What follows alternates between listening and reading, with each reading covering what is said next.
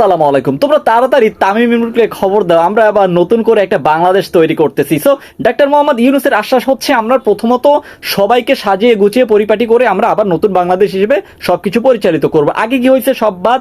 যদি আপনি বৈষম্যের আন্দোলনের কথা বলেন তাহলে এখানে ইমরুল কায়েসের মতো বৈষম্যের শিকার হয়তো বা আর কেউ হয়নি, যেখানে কিনা জিম্বাবুয়ের বিপক্ষে দুইটা সেঞ্চুরির পরপর এবং 90+ একটা স্কোর ছিল, তারপরের ম্যাচে তিনি বাদ। কেন বাদ? তার চেহারা হয়তো বা খারাপ, এই কারণে হয়তো বা বাদ। যেখানে কিনা তামিম ইকবালও এক ধরনের বৈষম্যর শিকার হয়েছে। সো সেক্ষেত্রে আমি সাকিবকে অনেকটা ব্লেম দিব।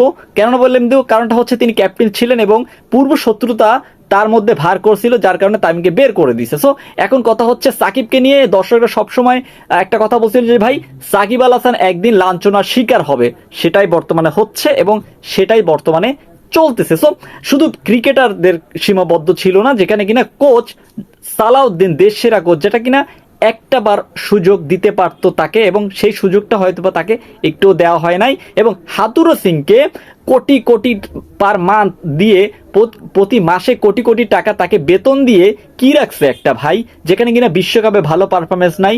সামান্যতম আমরা শ্রীলঙ্কার বিপক্ষে তো এমনি অহরহ জিততেছি, সেই শ্রীলঙ্কার বিপক্ষে জিতেও তারা অনেকটা খুশি হয়ে গেছে বিসিবি কর্মকর্তারা। কিন্তু একটা কথা বলবো ভাই, এত কোটি টাকা আপনি বেতন দিয়ে এই ধরনের পারফরমেন্স কখনোই আশা করে না, যেখানে কিনা স্কটল্যান্ড বিনা পয়সায়, ইভেন উগান্ডা বিনা পয়সায়, ইভেন জিম্বাবুয়ে ক্রিকেট টিম এর থেকে ভালো ক্রিকেটটা খেলে। সো সেক্ষেত্রে তারা বিনা পয়সায় যেহেতু এত ভালো ক্রিকেটটা খেলে, সেহেতু আপনার এই কোচকে বেতন না দেওয়াই উচিত, আমি যেটা মনে করি, পার্সোনালি ফিল করি। সো এই কোচকে বেতন না দিয়ে ভাই তার অর্ধেকের অর্ধেক বেতন সালাউদ্দিন স্যারকে দেন, দেখবেন এর থেকে ভালো পারফরমেন্স আপনি পেয়ে যাবেন।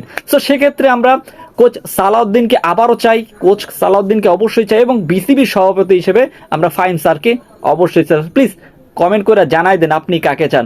এখন কথা হচ্ছে সাকিবকে অ্যাজ এ ক্রিকেটার আমরা সাকিবকে চাই না, বা দুঃখিত, অ্যাজ এ ক্রিকেটার সাকিবকে আমরা চাই, কিন্তু as a personal, as MP বলেন, সব কিছুর ক্ষেত্রে অ্যাজ এ রাজনৈতিক বলেন না কেন, তাকে আমরা ওইভাবে চাই না। সো সাকিব একটা ব্র্যান্ড অ্যাম্বাসিডার এবং টাকার জন্য তিনি, আপনি তাকে টাকা না দিলে সে কাজ করবে না, যে এমন প্রমাণ অহরহ পাচ্ছি। ইভেন একজন স্ট্রোকও করছে এই ধরনের ব্যবসার কাজে লিপ্ত হওয়াতে সাকিবের সাথে। সো এখন একটা কথাই বলবো ভাই, সব কিছু বাদ প্রথম থেকে গুছিয়ে নিতে হবে। ডাক্তার ইউনূস এবং আসিফ মাহমুদ ভাই এই ক্রীড়া সম্পাদকে রয়েছে আপাতত, তিনি আবার নাজমুল হাসান পাপনকে সরানো যাবে না, তাহলে আইসিসির মাঠ ম্যাচে বাংলাদেশ নিষিদ্ধ হতে পারে। সো সেক্ষেত্রে তিনি থাকবে অ্যাজ এ নামটা হিসেবে, কিন্তু কোনো কর্মকাণ্ডে অংশ নিতে পারবে না। সো সেক্ষেত্রে অন্যান্য যারা স্টাফ আছে তারাই কর্মকাণ্ড পরিচালনা করবেন। সো আমি একটা কথাই বলবো ভাই, সালাউদ্দিনকে চাই, তামিম ইকবালকে চাই এবং স্যার ফাহিমকে চাই। সো এই নামগুলাই আমার মাথায় আসতে, তাছাড়া কোনো নাম নাই। So please